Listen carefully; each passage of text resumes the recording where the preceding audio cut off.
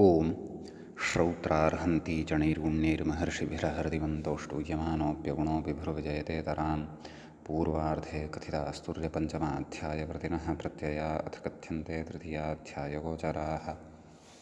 नमस्सर्वेभ्यः श्रोतृभ्यः। अस्माभिः गतपाठे यद्यत् पठितं तद् एकवारं स्मरामः। वयं वैयाकरणसिद्धान्तकौमुदी इत्याख्यस्य ग्रन्थस्य तिङन्तप्रकरणं पठन्तः स्मः। प्रकरणस्यास्य अवान्तरप्रकरणं क्रयादिप्रकरणं गतप्रकरणम् अस्माकं सम्पन्नम्। अस्य प्रकरणस्य च अन्तिमः षष्ठः पाठः अस्माकं क्रमे सम्पन्नतां गतः। अस्मिन् पाठे तत्र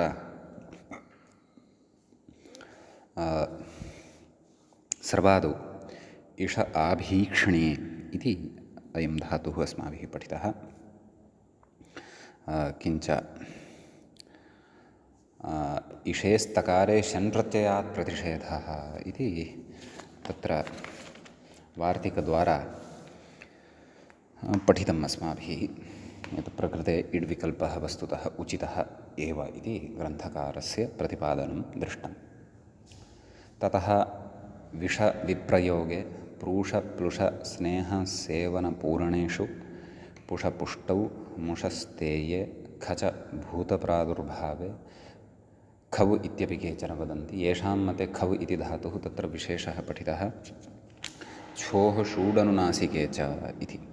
अस्य च अर्थः दृष्टः सतुक्कस्य छस्य वस्य च क्रमात् श ऊठ् एतौ आदेशौ स्तः अनुनासिके क्वौ झलादौ ङीति इति अस्य अर्थः दृष्टः। तत्र खौनाति इत्यादीनि रूपाणि साधितानि ऊठि सति। तदनन्तरं हेठ इति धातुः अपि भूतप्रादुर्भावे अर्थे पठितः। ततः अन्तिमः धातुः अस्य गणस्य ग्रह उपादाने इत्याख्यः पठितः। तत्र ग्रह उपादाने इति धातोः तदेव गृह्णाति इति रूपं साधितं। तत्र विशेषः दृष्टः ग्रहो लिटि दीर्घः इति। ग्रहेः विहितस्य इटः दीर्घः स्यात् न तु लिटि इति सूत्रस्य अर्थः दृष्टः। गृहीता इत्यादीनि रूपाणि साधितानि। अन्यानि चापि रूपाणि एतद्धातुसम्बद्धानि सर्वाणि पठितानि। अयम् अन्तिमः धातुः अस्य गणस्य सम्पन्नः अभूत्। सम्पन्नं च अभूत् क्रयादिप्रकरणम्। अस्य च अन्तिमः पाठः अपि गतपाठः अयम् आसीत्। तत्र गतपाठस्य अन्ते व्याख्यापङ्क्तयः इत्थम् आसन्। अग्रहीष्टाम् इति ग्रहो लिटि दीर्घ इति दीर्घः अग्रहीषुः अग्रहीः इत्यादि। लुङस्तङ्याः अग्रहीष्टेति ग्रहो लिटि दीर्घ इति दीर्घः अग्रहीषत इति अग्रहीष्ठाः इत्यादि सुगमम् इति। अयं षष्ठः अन्तिमः च पाठः अस्य प्रकरणस्य आसीत् आस्ता। अधुना तावत् अस्मत्क्रमे तत्र तिङन्तभागे अन्तिमः गणः दशमः गणः चुरादिगणः आरब्धः भवति। चुरादिगणस्यास्य प्रथमः पाठः च अयम् अस्माकं क्रमे आरब्धो भवति। तत्र मूले कथयति अथ तिङन्ते चुरादिप्रकरणम् इति। दशगणाः वर्तन्ते इति वयं जानीमः धातुसम्बद्धाः। तेषु अयम् अन्तिमः। तत्र व्याख्याता कथयति अथ स्वार्थिकणिजन्ताः चुरादिधातवः निरूप्यन्ते। णिच् द्विविधः वर्तते। एकः स्वार्थिकः वर्तते, एकः हेतुमण् णिच् वर्तते। तत्र यत्र धातोः एव अर्थे णिच् प्रत्ययः भवति सः स्वार्थिकः णिच् भवति। तद्विधायकं सूत्रम् अपि अस्माभिः अधुनैव पठिष्यते। हेतुमण्णिच् तु प्रेरणार्थे भवति। सः णिच् अस्मात् प्रकरणात् अग्रिमे प्रकरणे अस्माभिः पठिष्यते। हेतुमति च इत्यनेन तस्य विधानं क्रियते। तस्मिन् णिचि अस्मिन् णिचि च भेदः नाम स्वरूपगतः भेदः नास्ति, परन्तु अर्थगतः भेदः अस्ति। तद्वयम् उत्तरोत्तरम् अग्रे स्पष्टीकरिष्यामः एव। समीचीनम्। ततः अग्रे कथयति व्याख्याता चुरस्तेय इति। स्तेयः नाम चौर्यम् इत्युच्यते खलु। चौर्यार्थे, चौर्यकरणार्थे अयं धातुः भवति। तत्र व्याख्याता कथयति रेफात् अकारः उच्चारणार्थः, नाम अत्र यः अकारः वर्तते सः तु उच्चारणार्थकः वर्तते। न त्वित्संज्ञकः, इतिसंज्ञकस्तु अयं नास्ति। प्रयोजनाभावात्, नाम अत्र प्रयोजनं यत्किमपि नास्ति अतः इत्यस्ति। कथयति णिचश्च इति पदव्यवस्थायाः वक्ष्यमाणत्वात् इति। अग्रे अचिरेण तत्र णिचश्च इत्यनेन पदव्यवस्था वक्ष्यते, नाम अत्र आत्मनेपदप्रत्ययः भविष्यति वा, परस्मैपदप्रत्ययः भविष्यति वा, अथवा उभयविध प्रत्ययाः अपि अत्र भविष्यन्ति वा इति अग्रे वक्ष्यते। अचिरेण वयं पठिष्यामः तत्, एवं खलु। एवमग्रेपि, नाम अग्रे अन्येषु धातुषु अपि इत्थमेव अत्र ज्ञातव्यं भवति इति, एवं खलु। अस्तु, इदम् उक्त्वा अधुना तत्र नाम धातुम् उक्त्वा मूले स्वार्थे णिच् प्रत्ययः येन भवति तत्प्रत्ययविधायकं सूत्रं कथयति। व्याख्याता इङ्गितं करोति सत्याप, मूले पश्यामश्चेत् सत्यापपाशरूपवीणातूलश्लोकसेनालोमत्वचवर्मवर्णचूर्णचुरादिभ्यो णिच् इति भवति। तत्र कथयति सत्यापपाशरूपवीणातूल श्लोक सेना लोमन् त्वच् वर्मन् वर्ण चूर्ण चुरादि येषां द्वन्द्वात् पञ्चमी, नाम इतरेतरयोगद्वन्द्वः अत्र वर्तते वा न वा। तत्र तदेव सत्यापश्च पाशश्च रूपञ्च वीणा च तूलञ्च श्लोकश्च सेना च लोम च त्वचश्च, एवं त्वचश्च, एवं तत्र अकारान्ततया निर्देशः अस्ति। त्वचश्च वर्म च वर्णञ्च चूर्णञ्च चुरादयश्च, चुरादयः अधुना ये आरब्धाः एव सन्ति सद्यः अस्माभिः। सत्यापपाशरूपवीणातूलश्लोकसेनालोमत्वचवर्मवर्णचूर्णचुरादयः, तेभ्यः सत्यापपाशरूपवीणातूलश्लोकसेनालोमत्वचवर्मवर्णचूर्णचुरादिभ्यः। सम्यक्। ततश्च इति पञ्चम्यन्तं भवति, पञ्चमीविभक्तेः बहुवचनान्तं भवति। च इति तु अव्ययपदं भवति। सम्यक्। क्षन्तव्यः, च तु नास्ति एव, णिच् इति, णिच् इति प्रथमान्तं विधीयमानं प्रथमान्तं, प्रथमाविभक्तेः एकवचनान्तं भवति, एवं खलु। एभ्यः णिच् स्यात् इत्युक्तं खलु, सूत्रार्थः उच्यमानः अस्ति खलु। एभ्यः णिच् स्यात् इति मूले कथयति कस्मिन्नर्थे इत्याकाङ्क्षायामाः चूर्णान्तेभ्यः, कस्मिन्नर्थे भवन्ति इति अग्रे कथयन् अस्ति एषः। कथयति चूर्णान्तेभ्यः, मूले पठनीयं, चूर्णान्तेभ्यः नाम सत्याप इत्यतः आरभ्य चूर्ण ये वर्तन्ते तेभ्यः। प्रातिपदिकात् धात्वर्थे तद् प्रायः अग्रे पठिष्यति वा इति। अस्तु, तदेव चूर्णान्तेभ्यः आदौ एतस्य विषये व्याख्याता यत् कथयन् अस्ति तत् पश्यामः। सत्यादिभ्यः सत्यापादिभ्यः इति वक्तव्यं वा इति भाति। अस्तु, सत्यादिभ्यः चूर्णान्तेभ्यः द्वादशभ्यः, सत्याप् इति आदौ वर्तते येषां चूर्ण इति अन्ते वर्तते, तादृशेभ्यः एभ्यः द्वादशभ्यः करोत्याचष्टे इत्यर्थे सत्यं करोति। अस्तु, सत्य इत्येव वक्तव्यं। तस्य विषयः अग्रे स्फुटीभविष्यति। तत्र णिच् प्रत्ययः नाम पुगागमादिकं कृत्वा सः निर्देशः कृतः अस्ति।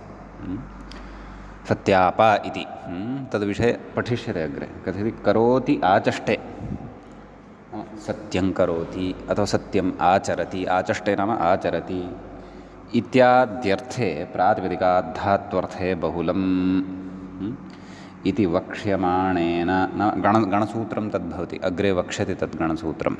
कथयति इति वक्ष्यमाणेन सिद्धम् एव अर्थनिर्देशनम् इत्यर्थः। इति वक्ष्यमाणेन सिद्धम् एव अर्थनिर्देशनम् इत्यर्थः। कस्य? चूर्णान्तेभ्यः। तर्हि उच्यते ननु तेनैव सिद्धत्वात् चूर्णान्तानाम् अनुक्रमणं व्यर्थं। नाम ते अत्र कुतः पठिताः, किमर्थं पठिताः? कथयति तेषामिह ग्रहणं प्रपञ्चार्थं, खलु? नाम प्रपञ्चार्थं, विस्तारार्थम् अत्र तेषां ग्रहणं कृतं वर्तते, एवं खलु इति उच्यमानं वर्तते। नाम प्रपञ्चार्थं नाम विस्तारार्थं, विस्तारार्थं नाम स्पष्टतार्थम् उक्तं वर्तते, तावदेव। तत्र मुनिः स्वतन्त्रः इत्येव वक्तव्यम्। कथयति न च तेभ्यः स्वार्थे एव णिच् विधिरस्त्विति वाच्यं। नाम तेभ्यः स्वार्थे एव णिच् विधिः भवतु इत्येतदर्थं प्रकृते पाठः कृतः वर्तते इति न वक्तव्यं। कुतः? सत्यस्य तु क्रियापुक् निपात्यते। सत्य इति शब्दः यः वर्तते तस्य क्रिया आपुक् च निपात्यते, नाम निपातनं क्रियते। सत्यस्य क्री नाम क्रिया यदा परतः भवति तदा आपुगागमः निपात्यते। सूत्रे पाठसामर्थ्यात् सत्यं करोति सत्यापयति, सम्यक् इत्यादि भाष्यविरोधादिति भावः। अतः प्रकृते स्वार्थः एव नास्ति तत्र, तत् करोति तदा चष्टे इति अर्थः वर्तते। परन्तु तथापि अत्र नाम प्रातिपदिकाद्धात्वर्थे बहुलम् इति यदुक्तं तेनैव सिद्धिः या उच्यमाना वर्तते अत्र णिचः, तर्हि तेनैव गणसूत्रेणैव सिद्धे सति पुनरपि अत्र पाठः यः वर्तते सः प्रपञ्चार्थः वर्तते, विस्तारार्थः वर्तते इति तावदेव। कथयति नामधातुप्रकरणे सत्यादिचूर्णान्तानाम् उदाहरणानि मूले एव स्फुटीभविष्यन्ति। अग्रे एतेषाम् उदाहरणानां चर्चा करिष्यते, सद्यः चर्चा तु न क्रियते। अग्रे कथयति चुरादिभ्यस्तु स्वार्थे, चुरादयः ये सन्ति तेभ्यस्तु स्वार्थे अत्र प्रत्ययः भवति। कथयति अर्थान्तरस्य अनिर्देशादिति भावः। कथं स्वार्थे इति उच्यते इति चेत् स्वार्थे एतदर्थम् उच्यते यतोहि प्रकृते अन्यस्य कस्यचित् अर्थस्य निर्देशः कृतः न दृश्यते, अतः। एवं खलु? कथयति अत्र धातोरेकाचो हलादेः क्रियासमविहारेयम् इत्यतः धातोः इत्यनो वर्तते। क्व? सत्यापपाशरूपवीणा इत्यादि सूत्रं प्रति। तर्हि कथयति चुरादिभ्यः धातुभ्यः णिच् इति फलितम्, एवं खलु? कथयति ततश्च णिचः आर्धधातुकत्वं सिद्ध्यति वा न वा? एवं खलु? तिङ्क्षित् सार्वधातुकम् इति उच्यते, तद्भिन्नानाम् आर्धधातुकसंज्ञा भवति। क्वचित् विशेषविधानमपि भवति, यथा तत्र लिट् च किदाशिषि इत्यादिकम् अस्तु कथयति। अन्यथा धातोः इति विहितत्वाभावात् आर्धधातुकत्वं न स्यादिति बोध्यं। नाम धातोः विहितस्य प्रत्ययस्य एव सार्वधातुकत्वम् अथवा आर्धधातुकत्वम् इति धर्मः भवति खलु। अतः धातोः इति अनुवृत्य प्रकृते णिचः अपि आर्धधातुकत्वं सिद्धं भवति। अस्य आर्धधातुकत्वस्य सिद्धौ तु प्रयोजनान्तराणि यानि भवेयुः तानि अस्माभिः अग्रे पठिष्यन्ते ज्ञास्यन्ते एवं खलु।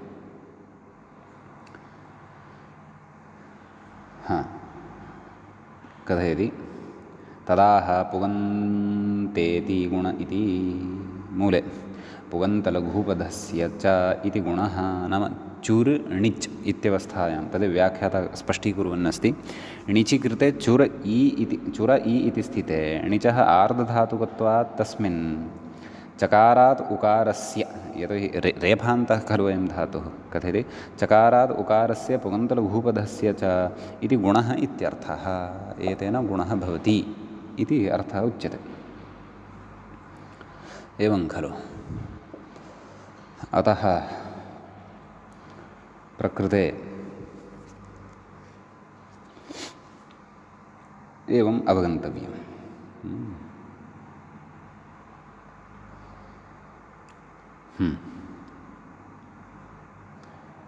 चोरि इति सिद्धम् इति णिजन्तः धातुः अत्र सिद्धः वर्तते।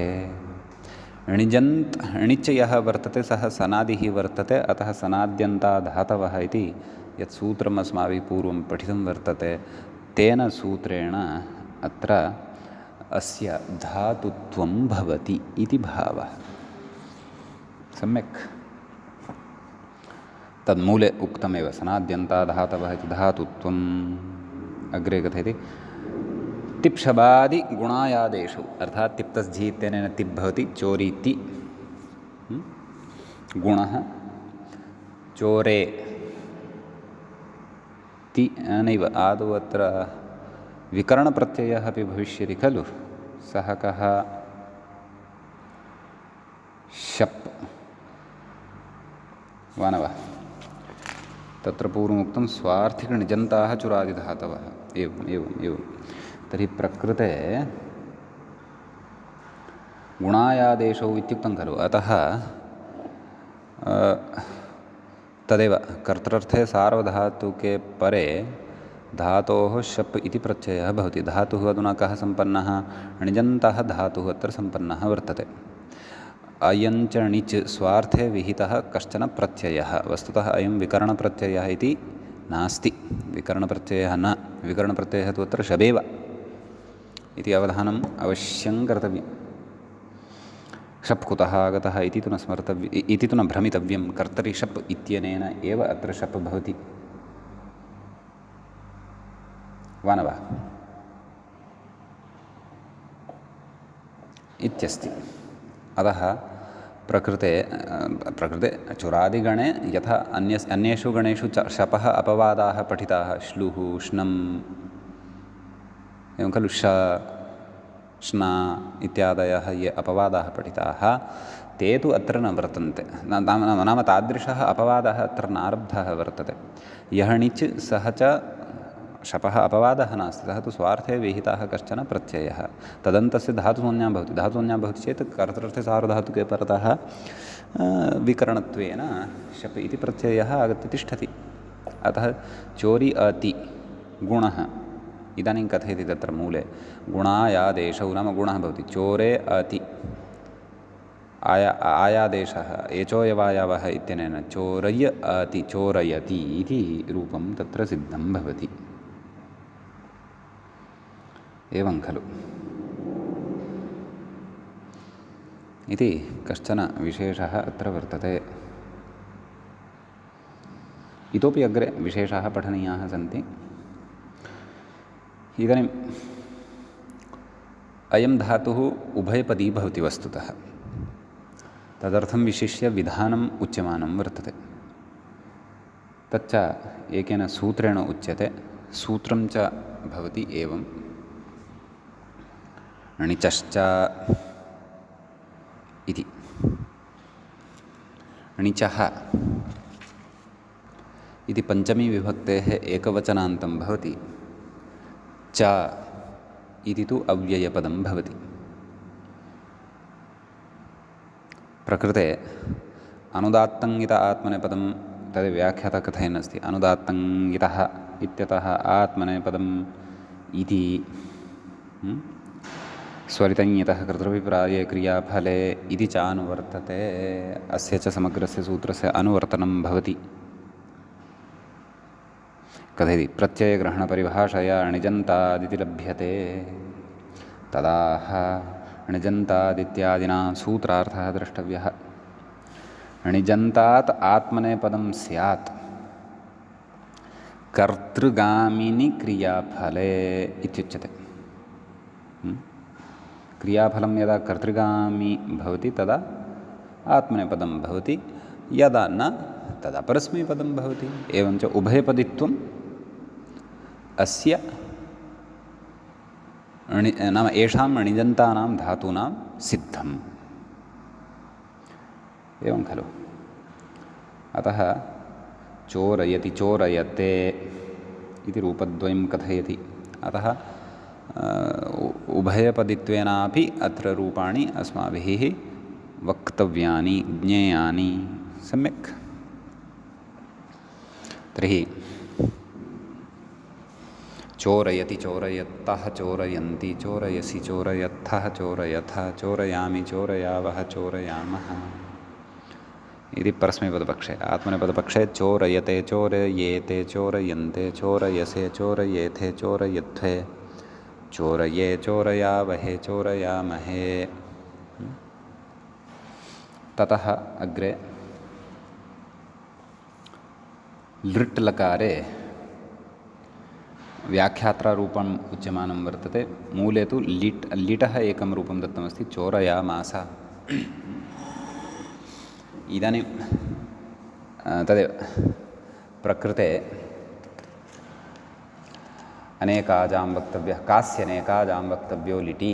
अनेकाच् णिचि सति अनेकाच् त्वम् अस्य धातोः सम्पद्यते खलु। अतः अत्र आम् प्रत्ययः भवति, ततः कृभ्वस्तीनाम् अनुप्रयोगः भवति इति भावः। अपि च प्रकृते मूलधातुः यः वर्तते सः उभयपदी वर्तते। अतः आम् प्रत्ययवत् क्रियोनुप्रयोगस्य इति कृतं चेदपि प्रकृते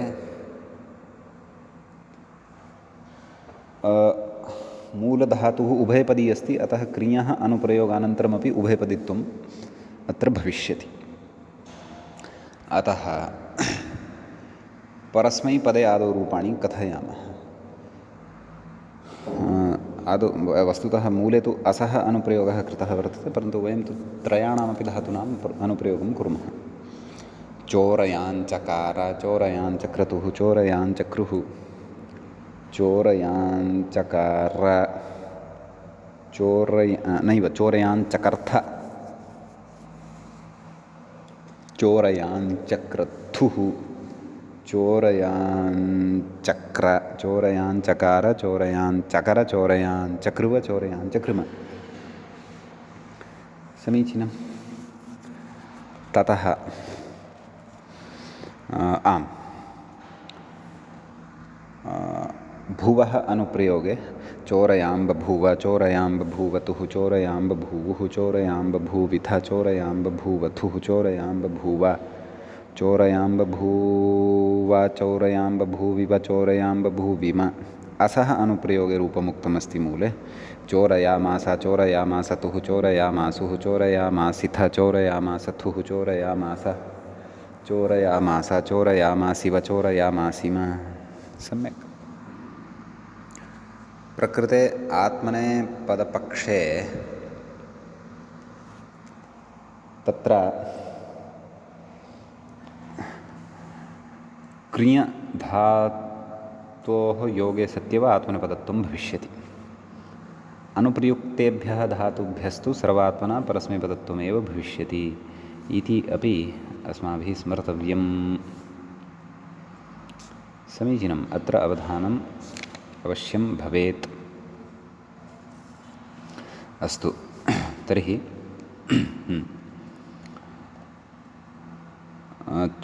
चोरयाञ्चक्रे चोरयाञ्चक्राते चोरयाञ्चक्रिरे चोरयाञ्चक्रिषे चोरयाञ्चक्राथे चोरयाञ्चक्रिढ्वे चोरयाञ्चक्रे चोरयाञ्चक्रिवहे चोरयाञ्चक्रिमहे इति इमानि रूपाणि भवन्ति। भुवः असः च अनुप्रयोगे तु केवलं परस्मैपदरूपाणि एव भविष्यन्ति इति लिट् लकारः। अधुना लुट् लकारः अग्रे वर्तते, तस्य रूपमेकं मूले दत्तमस्ति चोरयिता। कथं रूपाणि? परस्मैपदपक्षे चोरयिता चोरयितारौ चोरयितारः चोरयितासि चोरयितास्थः चोरयितास्था चोरयितास्मि चोरयितास्वः चोरयितास्मः। एवं खलु? आत्मनेपदपक्षे तु चोरयिता चोरयितारौ चोरयितारः चोरयितासे चोरयितासाथे चोरयिताध्वे चोरयिताहे चोरयितास्वहे चोरयितास्महे इति इमानि रूपाणि भवन्ति। ततः लृट् लकारः भवति, तस्य व्याख्यात्रा रूपद्वयमुक्तमस्ति। चोरयिष्यति चोरयिष्यते, वदामः सर्वाणि रूपाणि। चोरयिष्यति चोरयिष्यतः चोरयिष्यन्ति चोरयिष्यसि चोरयिष्यथः चोरयिष्यथ चोरयिष्यामि चोरयिष्यावः चोरयिष्यामः। आत्मनेपदपक्षे चोरयिष्यते चोरयिष्येते चोरयिष्यन्ते चोरयिष्यसे चोरयिष्येथे चोरयिष्यध्वे चोरयिष्ये चोरयिष्यावहे चोरयिष्यामहे। अग्रे लोट् लकारः भवति, तत्र व्याख्याता कथयति चोरयतु चोरयताम् चोरयतु चोरयतात् चोरयतां चोरयन्तु चोरय चोरयतात् चोरयतं चोरयत चोरयाणि अणत्वं भविष्यति। चोरयाव चोरयाम। आत्मनेपदपक्षे चोरयतां चोरयेतां चोरयन्तां चोरयस्व चोरयेथां चोरयध्वं चोरयै चोरयावहै चोरयामहै। अग्रे लङः रूपद्वयं कथयति व्याख्याता अचोरयत् अचोरयता। परस्मैपदपक्षे कथयामः अचोरयत् अचोरयताम् अचोरयन् अचोरयः अचोरयतम् अचोरयत अचोरयम् अचोरयाव अचोरयाम। आत्मनेपदपक्षे अचोरयता अचोरयेताम् अचोरयन्त अचोरयथाः अचोरयेथाम् अचोरयध्वम् अचोरये अचोरयावहि अचोरयामहि। विधिलिङि चोरयेत् चोरयेत इति रूपद्वयं व्याख्यायां दृश्यते। परस्मैपदपक्षे आदौ वदामः चोरयेत् चोरयेतां चोरयेयुः चोरयेः चोरयेतं चोरयेत चोरयेयं चोरयेव चोरयेम। आत्मनेपदपक्षे चोरयेत चोरयेयातां चोरयेरन् चोरयेथाः चोरयेयाथां चोरयेध्वं चोरयेय चोरयेवहि चोरयेमहि। व्याख्याता कथयति आशीर्लिङि परस्मैपदे आह चोर्यादिति खलु। कथयति णेरणिटि इति णिलोपः इति भावः। णेरणिटि इत्यनेन तच्च पूर्वं पठितमस्ति खलु। अतः चोर्यात् चोर्यास्तां चोर्यासुः चोर्याः चोर्यास्तं चोर्यास्ता चोर्यासं चोर्यास्व चोर्यास्म। आत्मनेपदपक्षे व्याख्याता कथयति आशीर्लिङि आत्मनेपदे आत्मनेपदे आह चोरयिशिष्ट। मूले अस्ति खलु। रूपाणि वदामः चोरयिशिष्ट चोरयिषियास्तां चोरयिषीरन् चोरयिशिष्ठाः चोरयिषियास्थां चोरयिषीध्वं चोरयिषीध्वं चोरयिषीय चोरयिषीवहि चोरयिषीमहि। एवं किल। अग्रे कथयति लुङ्याः णिश्रीत्यादि सूत्रं पूर्वं पठितमस्ति। णिश्रीतुसृभ्यः कर्तरि चङ् एवं खलु। इति चङ् नाम चिलेः चङ् णौ चङ्ग्युपधाया ह्रस्वः एतेन ह्रस्वो भवति द्वित्वम् आमां सर्वापि प्रक्रिया अत्र स्मर्तव्या रूपं साधनीयमस्ति अचूचुरुत् इति परस्मैपदपक्षे आत्मनेपदपक्षे अचूचुरत एवं खलु तर्हि चोरि आम् प्रकृते निश्चिदुसृभ्यः कर्तृचङ् इत्यनेन च्लेः चङ् भवति इति खलु एकवारं सम्यक्तया प्रक्रिया विचारिता चेत् अग्रे सरलता भविष्यति चोरि एतस्मात् तिप् प्रत्ययः इतश्च इकारलोपः च्लि इति विकरणप्रत्ययः भवति च्लेः स्थाने सिच् भवति सिच् प्राप्तः भवति परन्तु निश्चिदुसृभ्यः कर्तृचङ् इत्यनेन सूत्रेण च्लेः स्थाने चङ् भवति चङः अवशिष्यते का स्थितिः जाता अचोरि आत् णौ चङ्ग्युपधाया ह्रस्वः एवं खलु इत्यनेन सूत्रेण उपधा भूतः यः ओकारः वर्तते एवं खलु तस्य ओकारस्य चोरि वा न वा तस्य ओकारस्य ह्रस्वः भवति उकारः वा न वा परन्तु निश्चयः अस्ति तस्य आदौ लोपः कर्तव्यः तदा एव अयम् उपधारूपेण लप्स्यते खलु णेरणिटि इत्यनेन लोपः णौ चङ्ग्युपधाया ह्रस्वः इत्यनेन ओकारस्य उ इति ह्रस्वः अतः अचुर् त अग्रे कथयति द्वित्वं केन च्यङि एवं खलु इत्यनेन द्वित्वं भवति चुर् इत्यस्य द्वित्वं भवति अचुर् चुर् त पूर्वभ्यासः हलादिशेषः अचु चुर त एवं खलु तद् हलादिशेषः दीर्घो लघोः इति अभ्यासस्य दीर्घः नाम प्रथमः यः चु अस्ति तस्य दीर्घः भवति चु इति आयाति अचूचुरत् एवं खलु तस्य नैव अचुच्चुर् इति अस्ति खलु दीर्घो लघो इति अभ्यासदीर्घः इति खलु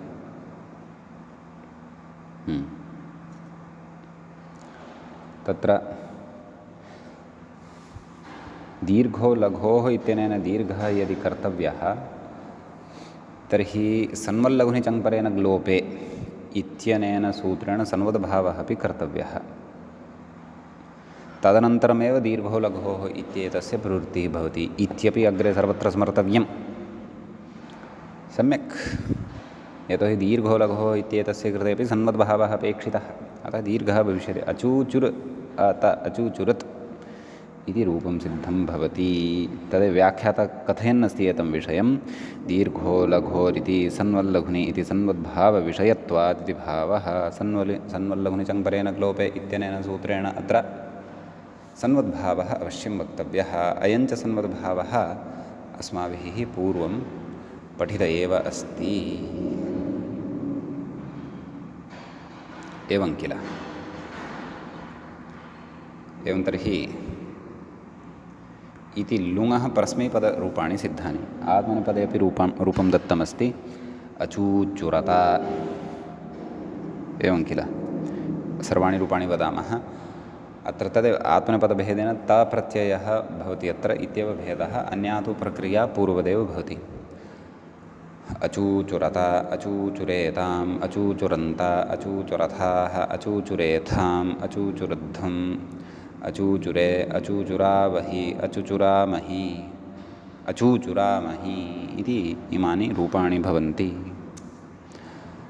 इदानीम् अन्तिमः लकारः लृङ् लकारः तस्य परस्मैपदपक्षे अचोरयिष्यत् अचोरयिष्यताम् अचोरयिष्यन् अचोरयिष्यः अचोरयिष्यतम् अचोरयिष्यत अचोरयिष्यम् अचोरयिष्याव अचोरयिष्याम आत्मनेपदपक्षे अचोरयिष्यत अचोरयिष्येताम् अचोरयिष्यन्त अचोरयिष्यथाः अचोरयिष्येथाम् अचोरयिष्यध्वम् अचोरयिष्ये अचोरयिष्यावहि अचोरयिष्यामहि इति इमानि रूपाणि अत्र भवन्ति। अग्रे धातुः अस्ति चिति स्मृत्यां, व्याख्याता कथयति चिन्तयति, एवं खलु। चिन्तयति अचिचिन्तत् इति लुङः प्रयोगः उक्तः वर्तते। व्याख्याता कथयति इदित्वान्नुमि णिजन्तात् तिङः उत्पत्तिरिति भावः। एवं खलु। तत्र आम्, अग्रे केचन विशेषाः अत्र सन्ति, तान् विशेषान् पश्चात् पश्यामः। अदौ रूपाणि वदामः। लटि परस्मैपदपक्षे चिन्तयति चिन्तयतः चिन्तयन्ति, चिन्तयसि चिन्तयथः चिन्तयथ, चिन्तयामि चिन्तयावः चिन्तयामः। वा न वा? चिन्ति इति जायते खलु धातुः, अन्यानि कार्याणि पूर्ववदेव।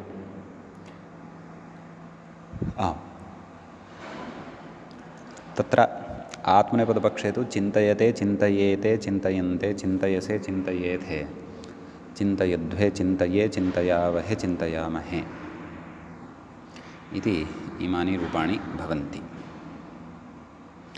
अस्तु, अत्र यः विशेषः उच्यमानः अस्ति तं विशेषमादौ पठामः, ततः लिटः आरभ्य अग्रे रूपाणि पश्यामः। कथयति ननु इदित्करणं मास्तु प्रक्रियालाघवात्। नाम कुतः इदित्करणं क्रियते? चिन्तस्मृत्याम् इत्येव उच्यताम्। नुम् एव खलु अपेक्षितः, अतः चिन्तस्मृत्यां, चितिस्मृत्याम् इति कथनापेक्षया चिन्तस्मृत्याम् इत्येव खलु वक्तुं शक्यते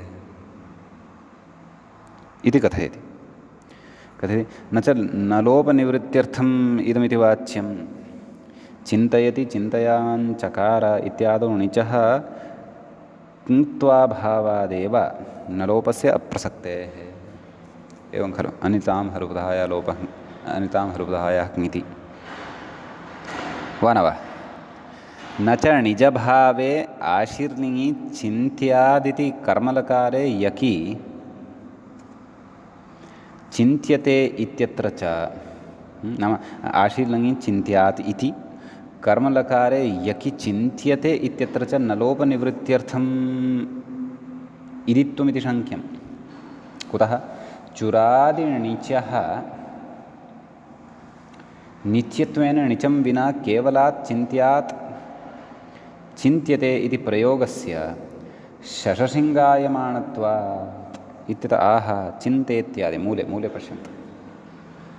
चिन्त इति पठितव्ये इदित्करणं णिचः पाक्षिकत्वे लिङ्गम्। ओहो, तदर्थम् अत्र इदित्करणं कृतं वर्तते।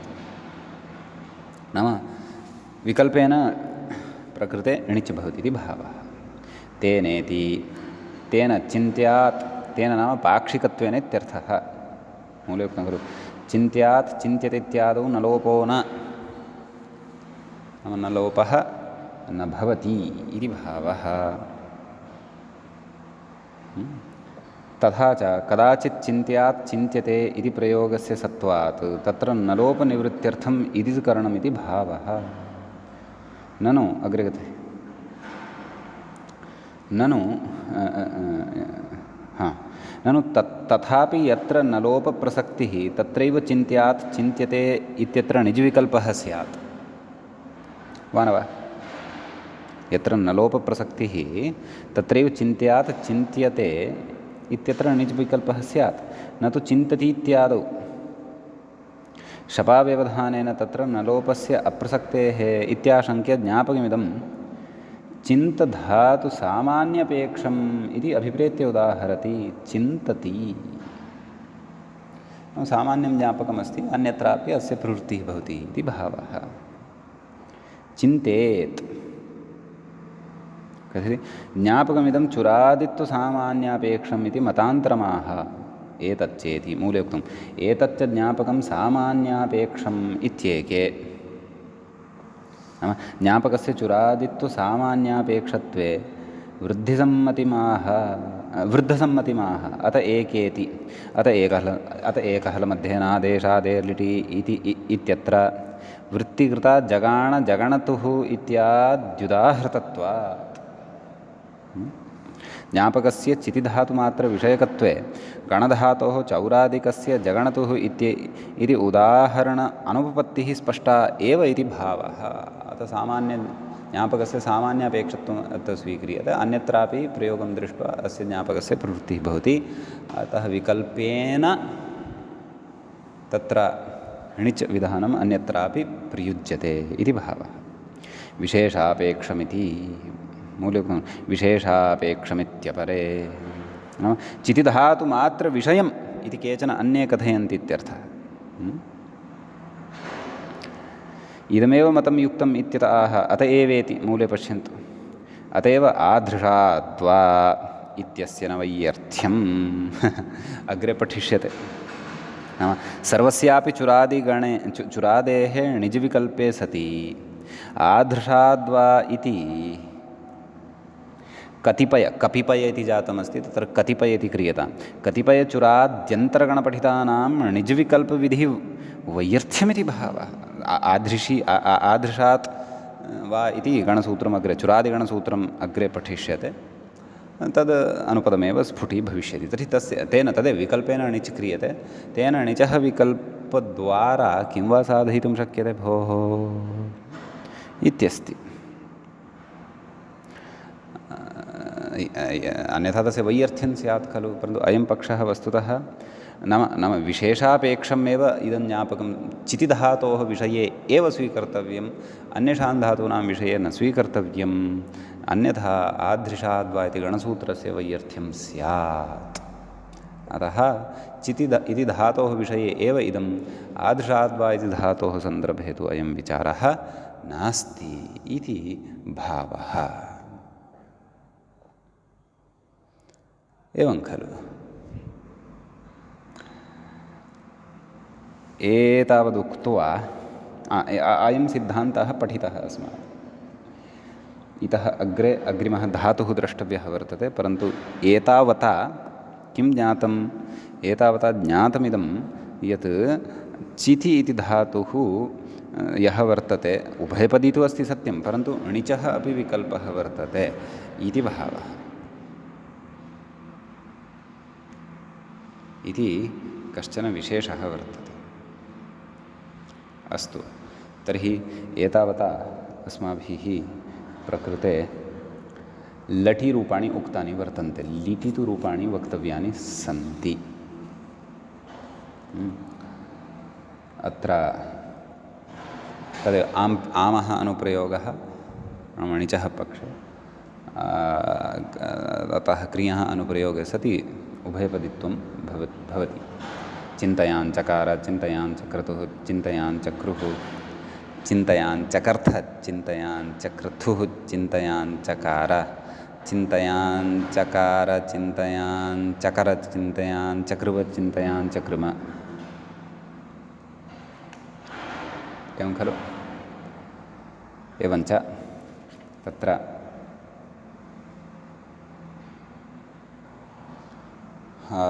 भुवः अनुप्रयोगे चिन्तयां बभूव, चिन्तयां बभूव तुः, चिन्तयां बभूवुः,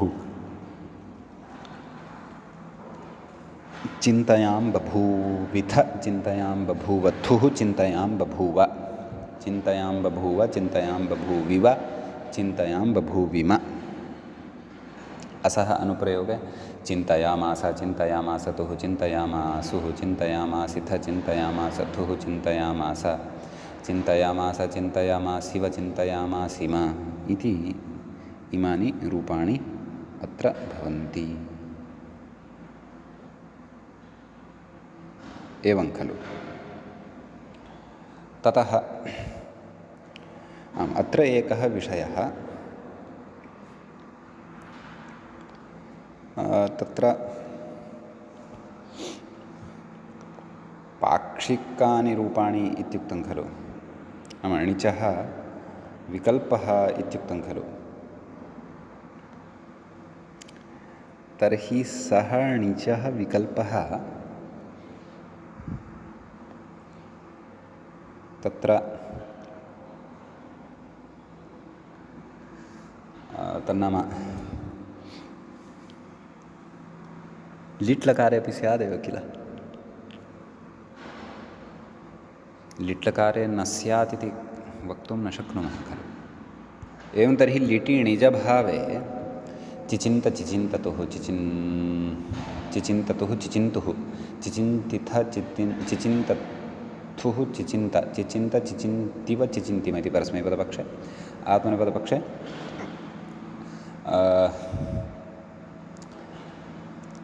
चिचिन्ते चिचिन्ताते चिचिन्तिरे चिचिन्तिषे चिचिन्ताथे चिचिन्तिध्वे चिचिन्ते चिचिन्तिवहे चिचिन्तिमहे इति इमानि रूपाणि स्युः खलु।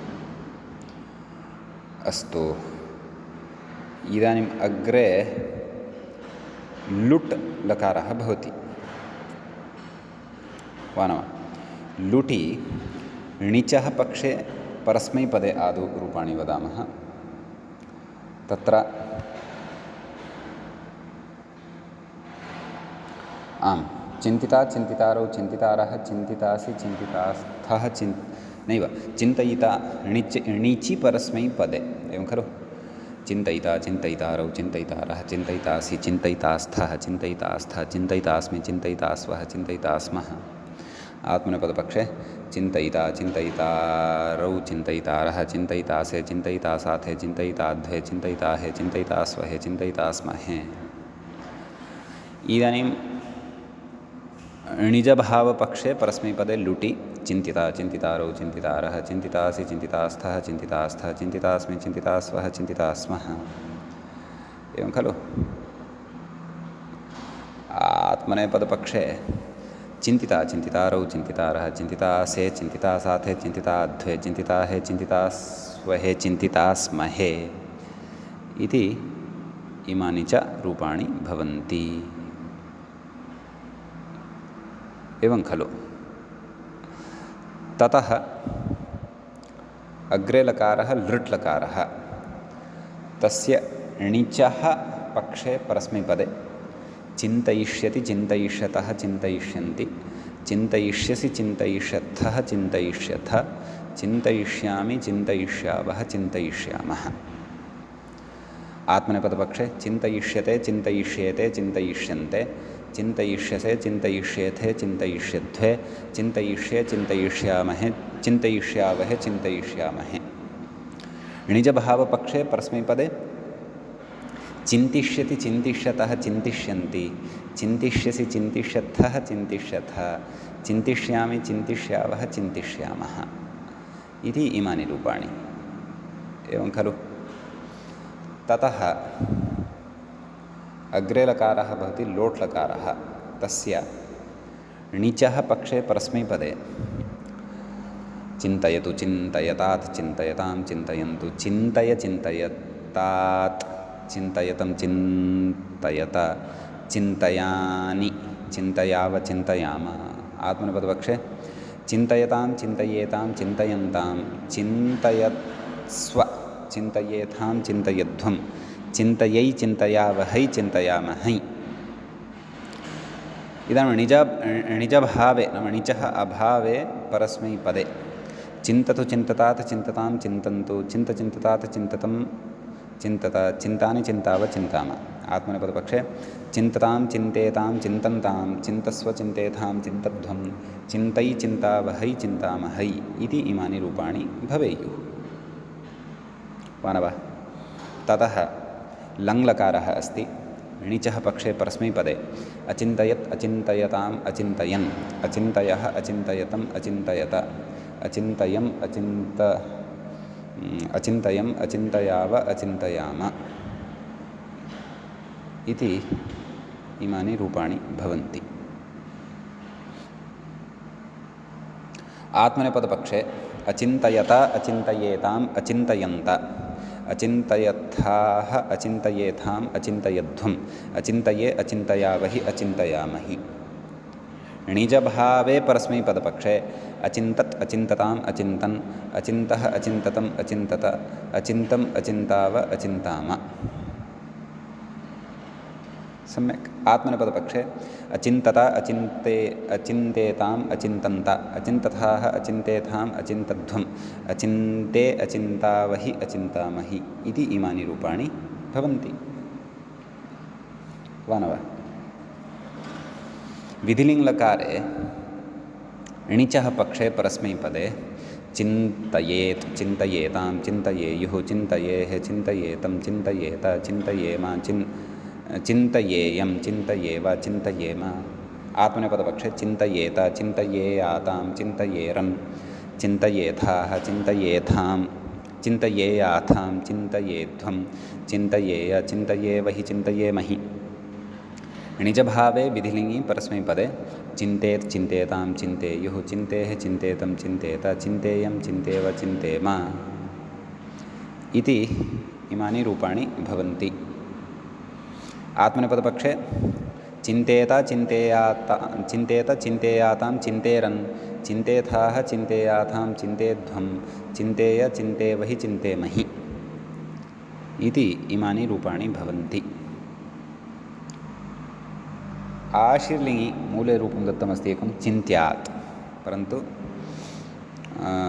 एवम् उभयथापि एवमेव भवति। णिचः लोपः भवति खलु। चिन्त्यात्, चिन्त्यास्तां, चिन्त्यासुः, चिन्त्याः, चिन्त्यास्तं, चिन्त्यास्त, चिन्त्यासं, चिन्त्यास्व, चिन्त्यास्म। आत्मनेपदपक्षे चिन्तयिषीष्ट, चिन्तयिषीयास्तां, चिन्तयिषीरन्, चिन्तयिषीष्ठाः, चिन्तयिषीयास्थां, चिन्तयिषीध्वं, चिन्तयिषीय, चिन्तयिषीवहि, चिन्तयिषीमहि इति इमानि रूपाणि भवन्ति। एवं लुङ्लकारः अस्ति, तस्य परस्मैपदपक्षे अचिचिन्तत्, अचिचिन्ततां, तद् अचिचिन्तत् इति रूपं मूले एकं दत्तमस्ति खलु। अचिचिन्तत् इति अचिचिन्तत्, अचिचिन्तताम्, अचिचिन्तन्, अचिचिन्तः, अचिचिन्ततम्, अचिचिन्तत, अचिचिन्तम्, अचिचिन्ताव, अचिचिन्ताम एवं खलु। आत्मनेपदपक्षे अचिचिन्तत, अचिचिन्तेताम्, अचिचिन्तन्त, अचिचिन्तथाः, अचिचिन्तेथाम्, अचिचिन्तध्वम्, अचिचिन्ते, अचिचिन्तावहि, अचिचिन्तामहि। ततः लृङ्लकारे परस्मैपदपक्षे णिचः पक्षे अचिन्तयिष्यत्, अचिन्तयिष्यत्, अचिन्तयिष्यताम्, अचिन्तयिष्यन्, अचिन्तयिष्यः, अचिन्तयिष्यतम्, अचिन्तयिष्यत, अचिन्तयिष्यम्, अचिन्तयिष्याव, अचिन्तयिष्याम। आत्मनेपदपक्षे अचिन्तयिष्यत, अचिन्तयिष्येताम्, अचिन्तयिष्यन्त, अचिन्तयिष्येथाः, अचिन्तयिष्यथाः, अचिन्तयिष्यथाः, अचिन्तयिष्येथाम्, अचिन्तयिष्यध्वम्, अचिन्तयिष्ये, अचिन्तयिष्यावहि, अचिन्तयिष्यामहि। णिचः अभावपक्षे परस्मैपदे अचिन्तिष्यत्, अचिन्तिष्यताम्, अचिन्तिष्यन्, अचिन्तिष्यः, अचिन्तिष्यतम्, अचिन्तिष्यत, अचिन्तिष्यम्, अचिन्तिष्याव, अचिन्तिष्याम इति इमानि रूपाणि भवन्ति। एवं खलु। ततः तत्र आत्मनेपदपक्षे अपि णिजभावे अचिन्तिष्यत, अचिन्तिष्येताम्, अचिन्तिष्यन्त, अचिन्तिष्यथाः, अचिन्तिष्येथाम्, अचिन्तिष्यध्वम्, अचिन्तिष्ये, अचिन्तिष्यावहि, अचिन्तिष्यामहि इति इमानि रूपाणि भवन्ति। एवञ्च सैद्धान्तिकः अपि विशेषः अत्र दृष्टः, अन्यविधाः अपि विशेषाः अत्र श्रुताः। अस्तु, इदानीम् अग्रे यत्रिसङ्कोचे इति धातुः अस्ति, सङ्कोचार्थे अयं धातुः भवति। एवं खलु। तत्र यन्त्रयति इति रूपं मूले प्रदत्तमस्ति। कथयति अकारस्य उपधात्वाभावान्न वृद्धिः। यतोहि उपधावर्णस्तु तकारः वर्तते, न तु अकारः वर्तते, अन्यथा अत उपधायाः इति प्रवर्तते स्म इति स्मारयन्नस्ति ग्रन्थकारः एषः। एवं किल। ततः यन्त्रयति, एवं मूले एकं रूपं दत्तमस्ति खलु, यन्त्रयति इति। अत्र अन्यविधः सैद्धान्तिकः विषयः कः उक्तः अस्ति इति पश्यामः। तत्र मूले कथयति यन्त्र इति पठितुं शक्यं यत्तु इदितकरणात् यन्त्रतीति माधवेन उक्तं तच्चिन्त्यं तत् कथं वा उक्तवान् इति चिन्त्यम् इति कथयति। अग्रे कथयति एवं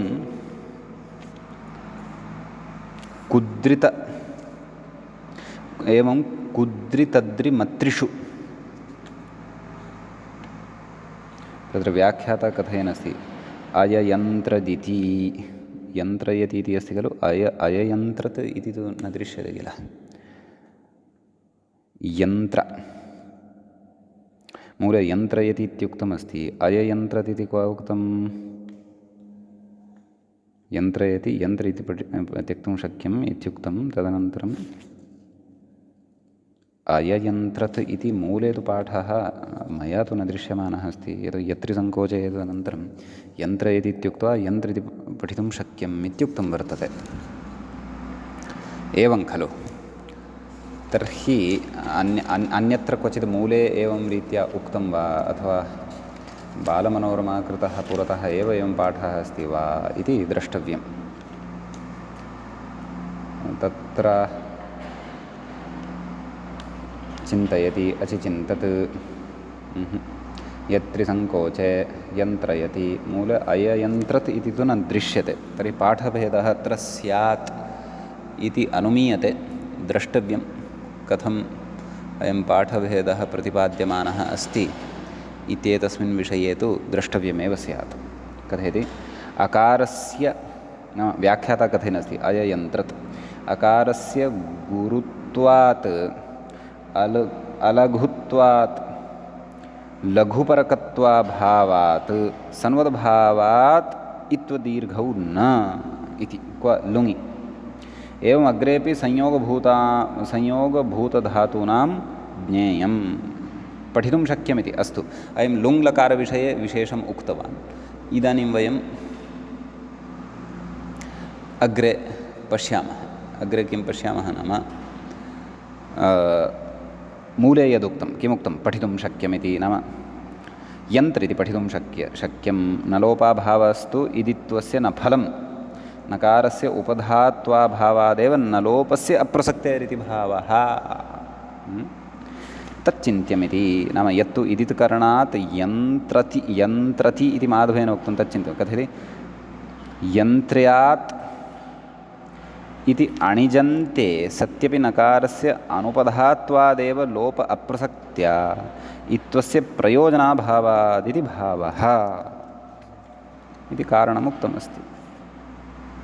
एवं खलु मूले किमुक्तम् एवं कुद्रि तत्रिमत्रिषु एवं कुद्रि अनृतभाषणे तत्रिकुटुम्बधारणे मत्रिगुप्तभाषणे इति चुरादौ पठिष्यमाणेषु अपि इदित्वं त्यक्तुं शक्यम् इत्यर्थः नाम प्रयोजनं नास्ति इति भावः। एवं खलु इति सैद्धान्तिकः विषयः सर्वोऽपि चर्चितः। अधुना वयम् अस्य रूपाणि वदामः। आम् तत्र लटि परस्मैपदपक्षे यन्त्रयति यन्त्रयतः यन्त्रयन्ति यन्त्रयसि यन्त्रयथः यन्त्रयथ यन्त्रयामि यन्त्रयावः यन्त्रयामः आत्मनेपदपक्षे यन्त्रयते यन्त्रयेते यन्त्रयन्ते यन्त्रयसे यन्त्रयेथे यन्त्रयध्वे यन्त्रये यन्त्रयावहे यन्त्रयामहे। लिटि